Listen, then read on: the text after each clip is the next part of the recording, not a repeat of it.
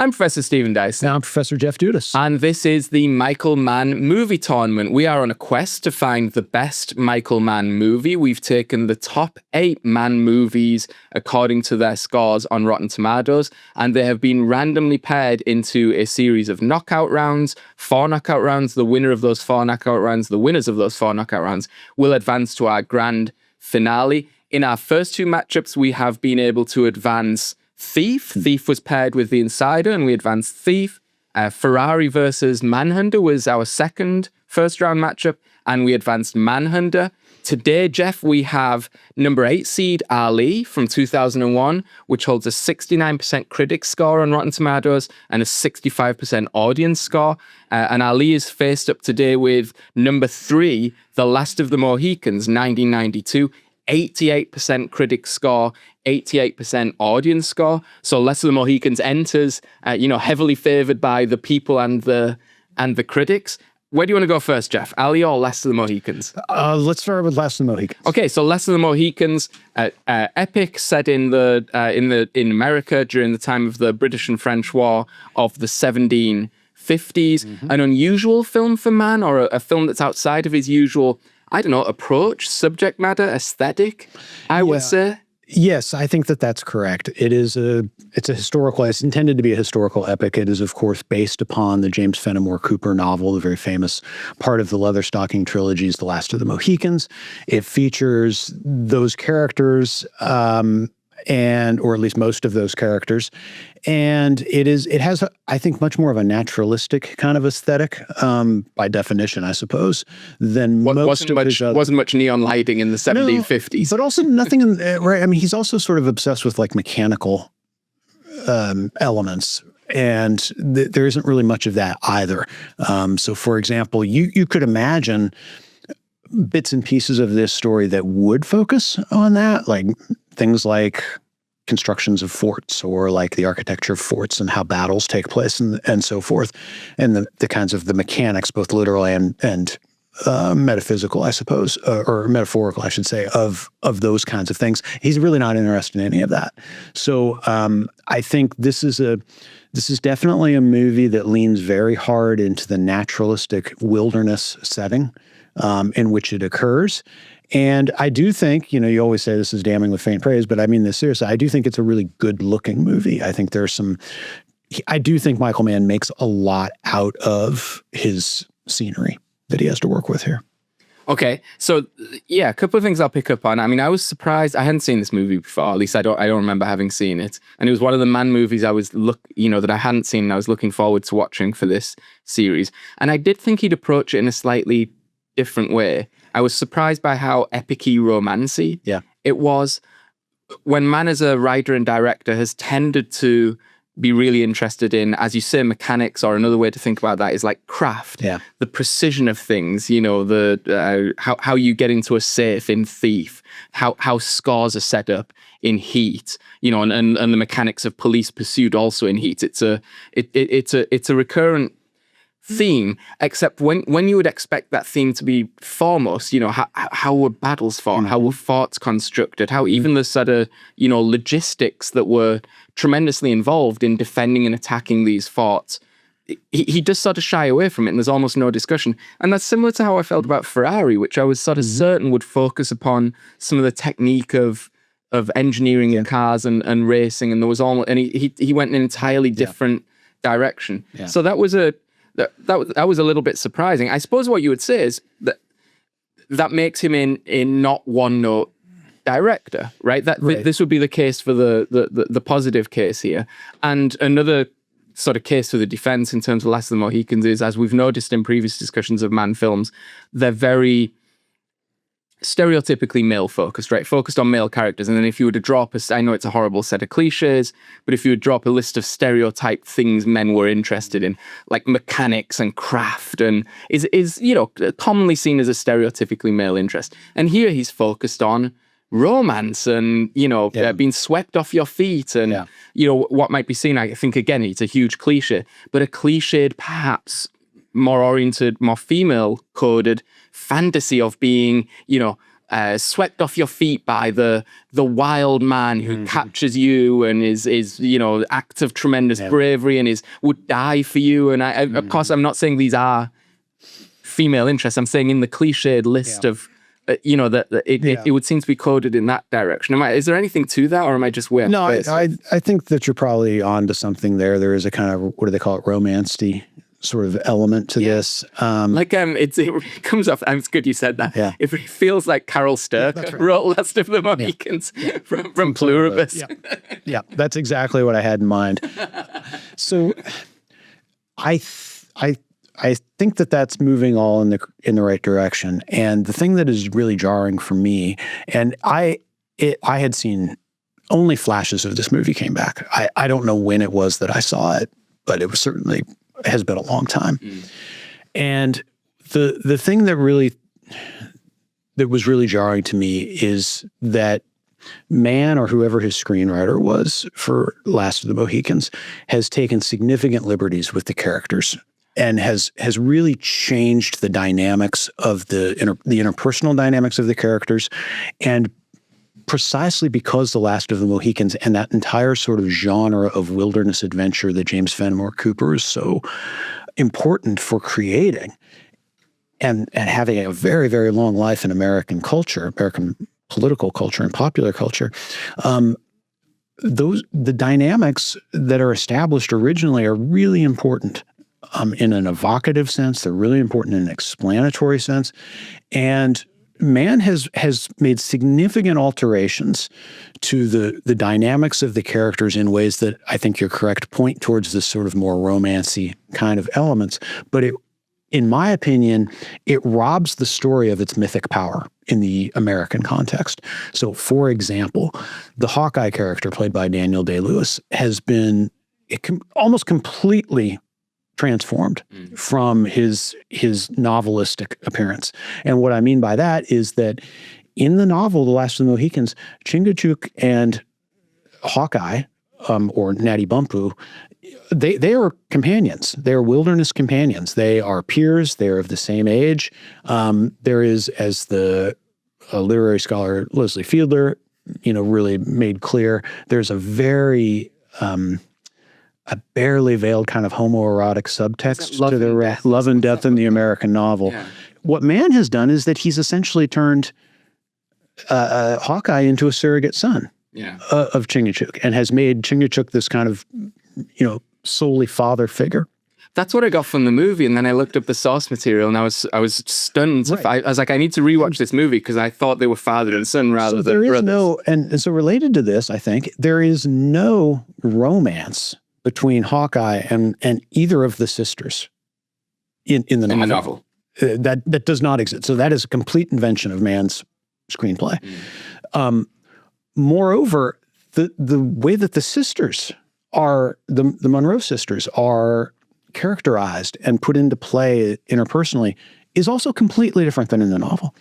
In the novel, Cora, who becomes Hawkeye's love interest in the movie, Cora is the older sister, but she is explicitly mixed race, and her romance is with Uncas, the other, or actually in the novel, the son, here the second brother, I guess. And they both end up dead, right? In the novel, Alice, the younger sister, is in love with the British soldier, who is played, kind of, as you say, in a kind of weedy, effete way, and as sort of is more villainous, I suppose, than really heroic, although he tries to save him in the end. And in the movie, it's Alice and Uncas, right, who have this ill-fated romance and who both end up dead. And so what Mann is doing, it seems to me, is doing exactly what you say. He's leaning into these kinds of historical romance elements of it. But in so doing, he's robbing the character dynamics that were essential to establishing the sort of the wilderness story of Americana in the first place, right? This notion that what happens in the wilderness is that men of different races and ethnicities go out into the wilderness. Typically what happens is the frontiersman, here would be Natty Bumppo, or Hawkeye character, learns how to become a wilderness warrior from from indigenous peoples. And it's women have a strange place, if any place, in the wilderness, because what the wilderness in American literature really is it's the place where men of different ethnicities go out and kind of bond with one another in slightly homoerotic ways, or sometimes very homoerotic ways. And they do that in part to flee from mature adult relationships that are signified by the presence of women. And while that is an objectionable and strange sort of storyline, it is evocative and it is explanatory of a great deal of the trajectory of American literature and the trajectory of American culture and the trajectory of the American imagination. And there is no story that is more central to the elaboration of that mythic storyline than The Last of the Mohicans. And so to see what Mann does with it by altering these characters in such fundamental ways is very strange and very odd. And maybe it is better for a mainstream audience in the early 1990s. And it was a hit. It was a big hit. Right. But to my mind, those kinds of alterations in relationships and characters and storytelling really rob the story of its mythic power. Yeah. Yeah. So it becomes, instead of them being kind of archetypes to tell a deeper historical truth or whatever, they become just sort of, it's the setting for a diverting Sunday afternoon romance. Yeah, stock characters in a kind of genre piece. Yeah. I thought that one really interesting thing about the movie, and then maybe we'll move on pretty soon to Ali here, is in terms of the way the British were approaching the situation that they were in, I did think some of that was quite sort of interesting in the way the officers thought of their strategic situation and their just lack of understanding of what was going on. And the country to them, or the continent to them, was merely a series of thoughts. They were the only things that the British could actually understand. And the only way they could navigate the terrain they were in was, or situate themselves was, I'm in this fort and this person's in that fort, and we have this kind of relationship between each other. And of course, as soon as they get out of the forts, their whole way of doing things is totally ineffective, right? And that they're easily outmatched by people who understand the terrain and the situation and sort of belong more. So I thought that was a relatively effective evocation of that. Yeah, I agree. The thing that I'll say about Michael Mann's The Last of the Mohicans is that I think it is paced pretty well, which is a problem that I sometimes have with Michael Mann movies. I wasn't bored.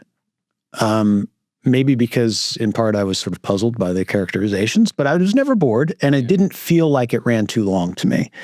It felt like a complete story. I felt like the soundtrack was one song that began in scene one, and that was very long because it ran constantly in my head. I don't know if there's ever a moment of silence in the film, but to me, I just hear that soundtrack. And it went on for an hour and 55 minutes. So I found it totally overpowering. I must admit, I didn't clock that at all. Okay, fair enough. Yeah. Fair enough. But no synths in it, which has been an objection that you've had about Michael Mann film soundtracks. It would have been something to wrench some synths. 1750s. Yeah. Crockett's theme suddenly kind of gets piped in as what's her name hoys herself off the cliff. Anyway, that's one scene that didn't feature in The Last of the Mohicans. Right. So let's move on to Ali. Ali, 2001. Fair to call it a biopic. It's portrays, but doesn't portray the totality of Ali's life, right? Portrays sort of 10 crucial years of Ali's life, beginning in February 1964. Not as big a hit as Last of the Mohicans, but still kind of well-regarded movie. I thought this movie began with sort of real pyrotechnics, and I was really excited after about 10 minutes. It was amazing. There's this sort of fantastic Sam Cooke, performance going on. There's it's kind of interspliced with or spliced together with footage of Cassius Clay, as he's called at the time, preparing for and then fighting Sonny Liston, and then you've got the kind of civil rights context that's going on. You're really sort of put into a time and a place with one of the era's major protagonists. Yeah, I agree. I think the first 10 minutes, first half of the first act, I'm not quite sure how we'd prologue, I guess is what we might call that, is really good and really promising. And there's some good choices there. And the choice to refer to and to center Sam Cooke's performance, which is a which is a line-for-line recreation of an actual Sam Cooke live album from Miami in that time, which is where the fight with Liston was a really good set of choices. And Sam Cooke was a part of Ali's sort of inner circle for that fight. And so it is kind of thrilling. The other thing that's happening in those first 10 or 12 minutes is that you get these interspersed flashbacks of Ali as a child growing up in Louisville, in segregated Louisville, which is also very effective in a lot of ways. And so it's got a promising start. One might even call it a great start. Yeah. And so I think you get your hopes up. And spoiler alert, I don't think the rest of the movie lives up to its first 10 or 12 minutes. Yeah, like its highlights are things. I was thinking, what is the great dialogue, or what are the dramatic set? And the things that Ali said and came up with on his own. They're not dramatic creations. They're sort of facsimiles of the real things that happen, which in a sense, I suppose, is every biopic. But the question you posed to me just before we started recording was, why would you create a dramatization when the real events, which are already effectively captured on film in excellent documentaries, are actually, it can't really be heightened for drama, or Ali's dialogue it can't really be heightened for wit or concision. Right. So, he's one of the greatest sort of rhetoricians of the 20th century. And why then would you get a fictionalized version when the real stuff and the real footage is almost certainly going to be more effective? And how do you, however charismatic an actor is, he's not going to be more charismatic than one of the most charismatic humans who's ever lived. Exactly. I mean, and this is the thing I just couldn't get out of. If on nearly every scene of the movie is like, okay, I know which real life event this is meant to portray, but I can find all of this actual footage, and whether it's the fights, the interviews, the actually outstanding documentaries, things like When We Were Kings and the Ken Burns documentaries on Ali. Ali is this kind of live wire, super charismatic figure, arguably, a top 2 or 3 charismatic figure of the 20th century, who's exceedingly well captured and documented. And, God bless Will Smith, he does his best, but why would anybody bother was what I was left with, right? Why would anybody bother with this portrayal, which ends up being kind of two-dimensional and flat when you're one click away from the real thing, which is far more thrilling in every single way. Everything about every recorded, documented event in Muhammad Ali's is much more thrilling in real life than it is in this movie. Yeah. And so I was left with the sort of the takeaways. I don't know who this movie is for. I mean, I guess it's for people who don't know anything about Muhammad Ali, and it's maybe a relatively concise. It's not that concise. It goes on a long time. Of the 10 years of his life that are, pretty evocative and important. But to me, it ends up being pretty unsatisfying. And on that latter point, I mean, frankly, boring in a variety of points. None more so than in the third act, which takes place around the Rumble in the Jungle with George Foreman. How it is that Michael Mann has managed to make that set of events boring is really something extraordinary, because everything about that event is thrilling and extraordinary, not boring. And he somehow manages to take, even one of the most exciting parts of that entire story, which is extremely well captured in the When We Were Kings documentary, is that kind of surprising but synthetic relationship that develops between the people of Zaire and Ali, basically as soon as he lands. And there's actual footage, right, of Ali going on these runs, and he's surrounded by just ordinary people who have come out and who are running with him and who are chanting. And you can see the look on the real Ali's face when he's sort of realizing everything that's happening here.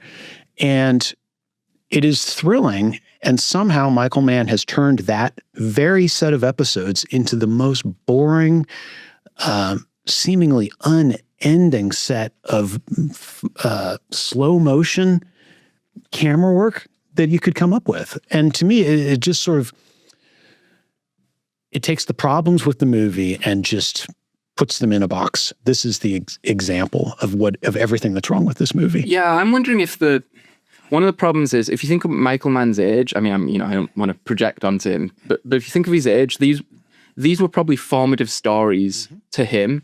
And he might, it seems like he has such a reverence towards them that he ends up telling them quite straight. Yes. Which also ends up being quite flat. Yes. And you wonder if someone didn't have that personal investment, but would be able to look at them with fresh eyes. Yeah. Would you dramatize them in a way that was maybe more inventive than what Michael Mann's come up with here, which would really be the only argument for doing them in a movie, which is you'd kind of use that form to stage them in a way that's more schematic or more revealing and probably a little more abstract than is given here. And the reason why I'm going down this route is, as you're talking about Ali and Saeer and the sort of thrill of this mythical kind of, I don't know, TV or media hero actually being a real presence, and Ali embodying that and understanding what that's like and kind of feeling those senses. There's a way to stage that would be quite abstract and dramatic, and you could sort of pair that with Ali's sort of excellent summation of the war in Vietnam when he's asked, why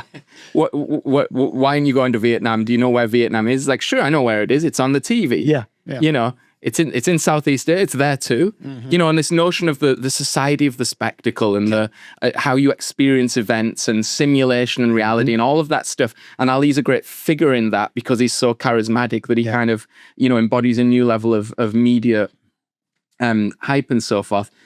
And there would be a way to kind of capture that in film that could actually be quite thrilling, but you have to be a little less reverential towards events. And the other thing that I thought of is knowing this film wants to focus on the 10 years of Ali's life, and I'm not suggesting the film needed to show what happened to Ali and you needed to see Will Smith with latex and in the unfortunately tragic condition that Ali found himself.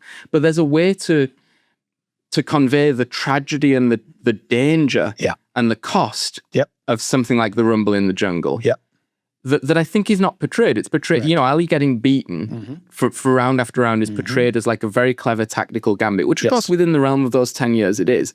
But the actual cost to his body and him as a human being would obviously come later. And in a film, I feel like you could have raised the stakes of that. I don't know if I mean raise the stakes, but you know what I'm saying? You could have dramatized what was going on here, because the whole point of a film is you can bring in things that are not literally occurring in that second, but are absolutely crucial to understanding that second. That's exactly right. And in the specific case of Ali's later career, the Rumble in the Jungle becomes the kind of the template for how he's going to fight for another 7 or 8 years. And by the way, long after he should have retired. And all doctors, all observers were telling him, you need to stop. But he kept fighting. He kept fighting for the money, right? So only a part of the sort of really exploitative relationship with the Nation of Islam is portrayed and it's sort of hinted at more than it's really revealed. Ali in the second half of his career took a tremendous number of blows, and it caused erratic health conditions for him that are, I think you're right, they are an important part of the story because they add an element of tragedy, of pathos to his story that is not in the movie. And I think you're right, it's not just that Mann is really reverential of these specific events, he's so reverential of Ali himself that he actually robs Ali of a lot of his complexity, right? So, Ali had a well-documented history of saying some pretty vile things about his opponents. He was not sympathetic at all to the assassination of Malcolm X, unlike how the movie portrays it. He had a very freighted relationship with women, which is hinted at, but not actually spelled out in any meaningful way.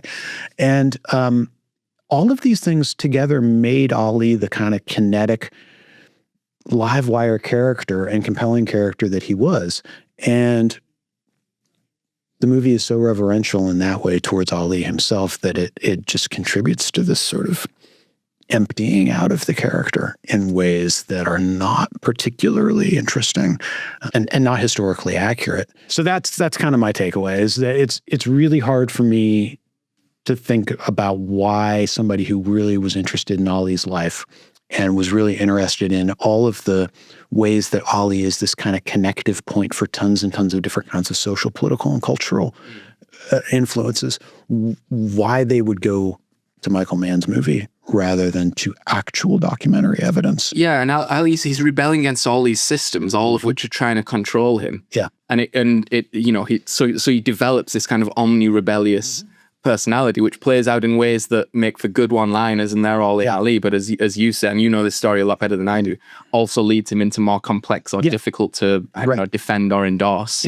Kind of commentary and behaviors. And again, it's very strange that for a director who's so interested in craft and is to have no craft in Ali, and for a director who's so interested in rebelliousness, you think, I know you didn't like Thief, but if you think of Frank and the way that character and how he's just so he would rather burn everything down than be controlled by any system at any point. And it makes him unpleasant at many different moments, and there's not you're right, there's not so much in Ali. Okay, all right, good. So this I think was not, these pairings were randomly drawn. I think in the other pairings we've had at least one of the movies, at least one of us has been very excited to advance, and I think we're both lukewarm on both of these movies. So what are we going to do here, Jeff? We got to advance one. Yeah, I mean, as I'd say, the rules do not allow us to eliminate both. If they did, I that would be my vote.